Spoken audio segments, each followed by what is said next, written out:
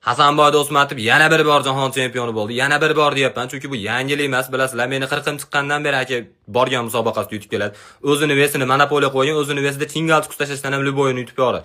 Perchatga taqqanni gapni ko'ryapti. Kadeo Madridda 22 ta bo'lsa, bitta gol hisobiga yutsa gapirsam, u akam bitta jali odamimiz gapirmasam bo'lmaydi, to'g'risi.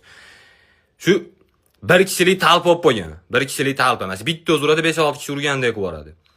Bu kariyeschi odamni tishiga tushadi. Hasanboychi urganda raqib sachiga kariyes tushib ketdi, ko'rdinglarmi? Biqini yurib tishini tomirlarini ko'rsatib, peshanasiga varikoz chiqqan odamni ko'rganmisizlar? U tashlab qo'yib ketdi.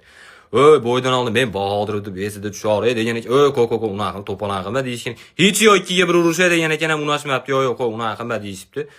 Oxiri ko'rgan bo'lsa, birinchi raund urgandan keyin hali trenerini ko'rdinglarmi? Raqib trenerini. Voy, mavolaga ikkinchi guruh nogironiga dokument qilib beraylik. Deyotganini eshitdilarsizlar, men eshitdim. 2 tur kam ta'minlangan qilib qo'ydi o'sha. Tabriklaymiz.